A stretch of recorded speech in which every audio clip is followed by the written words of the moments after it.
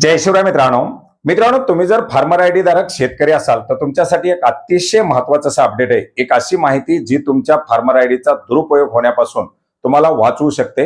मित्रांनो, केंद्र शासनाच्या माध्यमातून ॲग्रीस्टॅग योजना आणण्यात आलेली आहे, ज्याच्या अंतर्गत शेतकऱ्यांना फार्मर आयडी अर्थात शेतकरी विशिष्ट ओळखपत्र क्रमांक दिले जात आहेत। देशभरामध्ये करोडो शेतकऱ्यांची नोंदणी झालेली आहे। राज्यामध्ये सुद्धा 1,30,00,000पेक्षा जास्त शेतकऱ्यांची ॲग्रीस्टॅग फार्मर आयडी साठी नोंदणी झालेली आहे। त्या शेतकऱ्यांचे फार्मर आयडी नंबर जनरेट करण्यात आलेले आहेत। शेतकऱ्यांच्या शेतजमिनीची माहिती, शेतकऱ्यांच्या पिकाची माहिती, शेतकऱ्यांना दिल्या जाणाऱ्या पीक कर्जाची माहिती असेल, शेतकऱ्यांसाठी विविध योजना राबवल्या जात असताना त्याच्यासाठी आवश्यक असलेला हा फार्मर आयडी, शेतकऱ्यांना आता खतं देत असताना सुद्धा फार्मर आयडी बंधनकारक करण्यात आलेला आहे। एकंदरीत काय तर फार्मर आयडी हा शेतकऱ्यांसाठी एक अतिशय महत्वाचं आणि एक बंधनकारक असं कागदपत्र मानण्यात आलेलं आहे। मित्रांनो, हे सर्व होत असताना फार्मर आयडीचं एवढं महत्व वाढलेलं असताना या फार्मर आयडीचा दुरुपयोग होण्याच्या शक्यता सुद्धा समोर आलेल्या आहेत आणि तेच कसं आणि होऊ नये म्हणून काय करायचं हेच आज आपण पाहण्याचा प्रयत्न करणार आहोत। मित्रांनो, काही दिवसापूर्वी आपण अपडेट घेतलं होतं की शेतकऱ्यांना खतं देत असताना फार्मर आयडी बंधनकारक करण्यात आलेला आहे। बऱ्याच साऱ्या शेतकऱ्यांच्या शेतजमिनी वाट्याने दिलेल्या आहेत, भाडेपट्टे कराराने केलेले आहेत। बरेच सारे शेतकरी ज्यांचे फार्मर आयडी जनरेट झालेले आहेत ते शहराच्या ठिकाणी राहतात, त्यांच्या जमिनी दुसरे कोणीतरी शेतकरी करतात। अशा शेतकऱ्यांना आपल्या शेतजमिनीवरती एखाद्या शेतकऱ्याला पीक कर्ज घेण्यासाठी परवानगी द्यायची असेल, त्याला खतं खरेदी करण्यासाठी परवानगी द्यायची असेल, शेतमाल हमी भावाने विक्री करण्यासाठी परवानगी द्यायची असेल, पीक कर्ज घेण्यासाठी परवानगी द्यायची असेल तर त्याच्यामध्ये फार्मर आयडी ऑथोरायझेशन नावाचे ऑप्शन आणण्यात आलेले आहे। हे ऑथोरायझेशन कसं द्यायचं याबद्दल आपण यापूर्वी सुद्धा माहिती घेतलेली होती, ज्याच्या माध्यमातून एक शेतकरी दुसऱ्या फार्मर आयडी धारक शेतकऱ्याला किंवा फार्मर आयडी नसलेल्या शेतकऱ्याला आपल्या फार्मर आयडी वरती ऑथोरायझेशन विशिष्ट कालावधीसाठी देऊ शकतो। आणि याच्या अंतर्गत बऱ्याच साऱ्या शेतकऱ्यांनी आपल्या फार्मर आयडीला ऑथोरायझेशन सुद्धा दिलेले आहेत।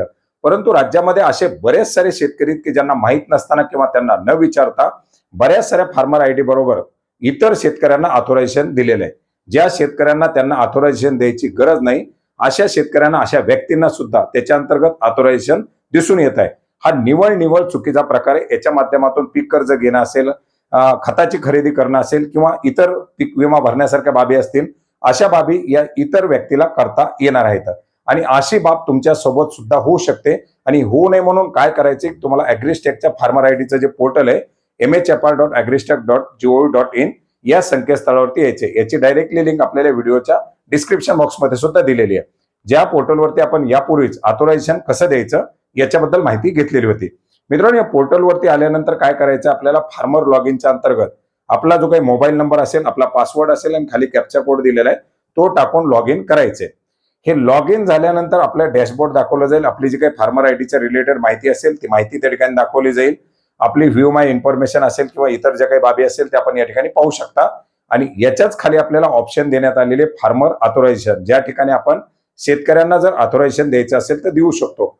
या टॅबवरती क्लिक केल्यानंतर आपल्या फार्मर आयडीला जर कोणाला ऑथोरायझेशन दिलेलं असेल तर ते ताबडतोब त्या ठिकाणी दिसणार आहे। त्या शेतकऱ्याचा आधार नंबर, त्या शेतकऱ्याचं नाव आणि दिलेला ऑथोरायझेशन वगैरे आपल्याला या ठिकाणी दिसणार आहे।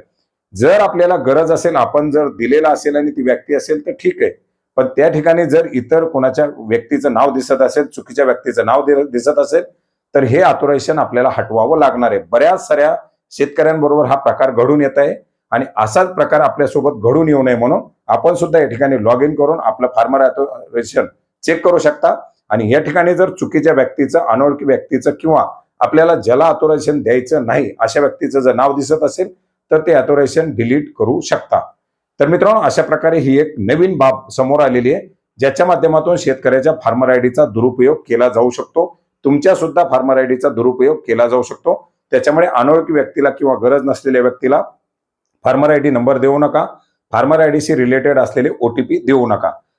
हे जे काही फार्मर ऑथोरायझेशन देणं आहे हे माहीत न होता देता येऊ शकत नाही, कारण याच्यामध्ये OTP लागतात। एखादी व्यक्ती आपल्याकडून काही कामास्तव या फार्मर आयडीची मागणी, OTPची मागणी करून सुद्धा याच्यामध्ये आपला ऑथोरायझेशन जोडू शकतो। त्याच्यामुळे जरी कोणी याच्यामध्ये जोडलं तरी ते फार्मर ऑथोरायझेशन तुम्ही डिलीट करू शकता आणि शक्यतो अशा प्रकारचे पासवर्ड किंवा अशा प्रकारे फार्मर आयडी कोणालाही देणं टाळा, जेणेकरून आपल्या फार्मर आयडीचा दुरुपयोग होणार नाही। मित्रांनो, हे ऑथोरायझेशन अतिशय चांगल्या अशा बाबीसाठी समाविष्ट करण्यात आलेले आहे, परंतु त्याचा दुरुपयोग होताना सुद्धा दिसत आहे। तुम्हाला जर ऑथोरायझेशन द्यायची गरज असेल तर ते कसं द्यायचं याच्याबद्दल आपण यापूर्वी माहिती दिलेली आहे आणि आपल्याला जर गरज नसेल तर ते आपण त्या ठिकाणी डिलीट करू शकता। धन्यवाद.